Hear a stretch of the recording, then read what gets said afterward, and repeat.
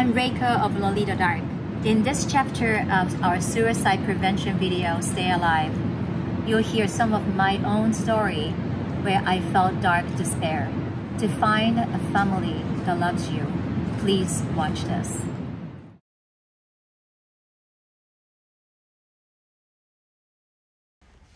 There's a quote I once heard: having horror heard helps heal hurt. Having horror heard helps heal hurt. And so the key is, if you can speak that out and not just be said you'll be fine, or even feel understood, if you can feel felt. So what happens is when you become addicted to something, and I even said this to Kevin previously, when he became attached to death as a way to relieve the pain, when he went over the rail, all the pain went away and revealed to him, I don't want to die, I want to live. Looks like it's a little bit late, you better figure this one out. And what happened is, in a moment, he got a burst of oxytocin because he bonded with death. He was finally doing it. He was going to get a relief from his pain. And then he realized, I don't want to die, I just want the relief from the pain.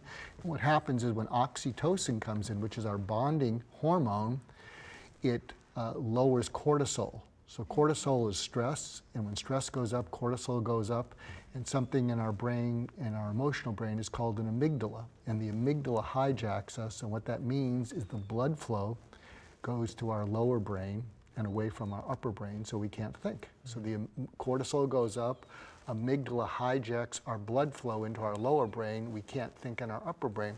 But when you get a burst of oxytocin, when you feel felt, what happens is cortisol goes down, the amygdala calms down, blood flow goes back up into your upper brain, and after you can express yourself and feel felt and not feel alone, you can start to think again. So this is perfect. This is a perfect segue. Guess what else releases oxytocin? A 23-second hug releases oxytocin in the brain that makes people feel better. Absolutely. Often in my presentations, I will ask everyone who's physically capable to stand, turn to the person nearest them they don't know, and if they're comfortable, give them a hug. After we do a whole presentation and we reach the audience in a very deep way, a meaningful way, we ask anybody who's willing to give somebody else they don't know a hug.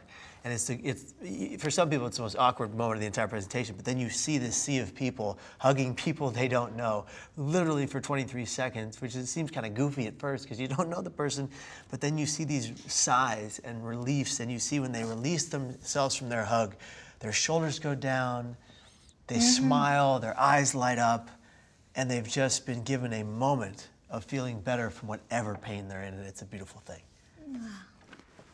I just flashed on a memory. I haven't remembered in years.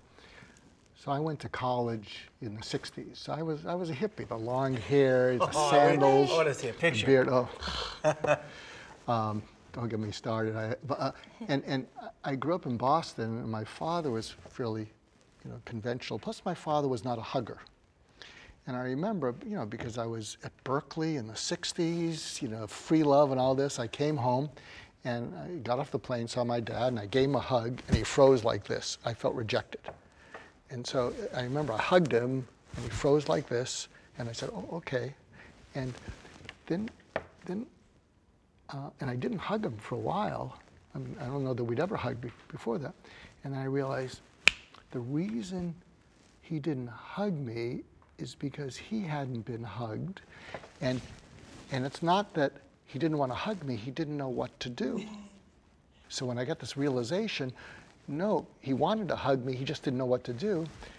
So the next time, this took about a year, the next time I came home, I went up to him, and I hugged him, and he went like this, and I whispered in his ear, I said, hug your son, it's long overdue, and we both need it.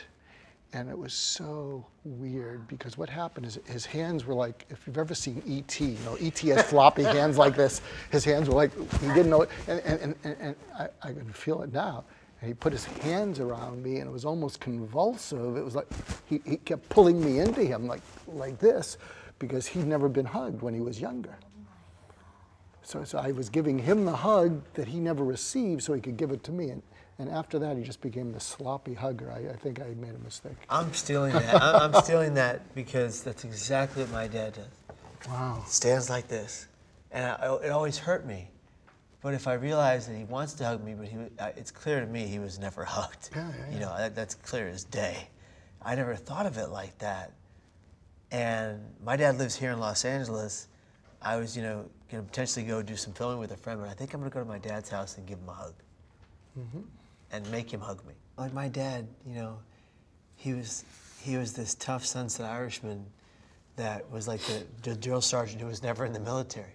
But there's a reason for that. His father was in the Battle of Okinawa, in the real grind, in the real dirt. And his father would die of alcoholism, liver cirrhosis, liver failures, just like his mother would, very young. And my dad left his home with a few dollars in his pocket to make his way in the world. And he had to fight for everything he ever earned the hard way. He went from the gutter to being one of the most prominent San Francisco bankers of his time. And he was so tough on me and hardest on me, and he would tell me, Kevin, I'm hardest on you because you have the most potential of my 3 children. But on the flip side, when he was angry with me, he'd say, Kevin, you're the most disappointing of my 3 children.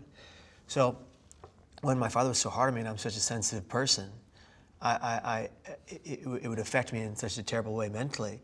But he went from being that tough Sunset Irishman that he always was growing up to coming to my psych ward in the 3rd psych ward stay of 7 in 11 years and telling me his story in front of a therapist.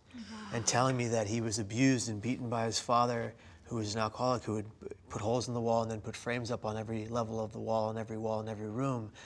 And when he finally showed my mom, they were 2nd grade sweethearts, when later on when they got older, he tilted one of the frames to the left, behind it a hole in the drywall the size of Mickey's fist, aiming for my father's head where he would often connect. And my dad grew up with that, but my dad never hit me once. He just yelled. It was very emotionally damaging when he yelled because I was so sensitive. But then he goes and tells me his story in this therapy session, and really everything changed. I mean, he would yell again, but he would also become the best man at my wedding, and there was no other choice because he was the only person in my family, in my life, besides his Uncle Kevin, that would be at every psych ward stay, that would never let me go, that would never kick me out, that for more than a day at a time, and that would never wash his hands of me. A lot of people, when I was mentally unsound and falling apart and cracking at the seams, a lot of people walked away. He never walked away. He walked toward me. And he always had my back. Oh my God. And even though we had a tough relationship for a long time, it got better and we became friends as I became an adult. So it was this father to child relationship became a father to adult relationship, and then a friend to friend relationship. And him being the best man at my wedding, all my friends were upset because there was no way I was picking any of them, because I had made this connection with the man that loved me the most in the entire world and would do anything for me. The family that we're born into is not necessarily our family. Our family are the people in the world who see good, value, a future for us, who love us, who like us, who enjoy us, who are never feeling like we're a burden to them. Our job is to find that family if you weren't born into it. And I'm so glad to be one of your mentors, because there are millions of people who are finding that person in you. They're finding you to be the one who believes in them, you to be the one who says you're worth being here. You're the one who needs to be here tomorrow because you're worth it. And the fact that I get to mentor you, I get to be here, there, anywhere you need me for you. I mean, it's amazing. And so the job for anyone who feels worthless, useless, who feels despair and unpaired with reasons to go on, is go find that family. There is that family. All you have to do is reach out to them and find them. And people, there are good people in the world who want to be that family for other people, who want to give. And don't be discouraged by all the people, even good people, who are just too busy, who are too busy being preoccupied with their own pain and fear. But find the family that you deserve to have.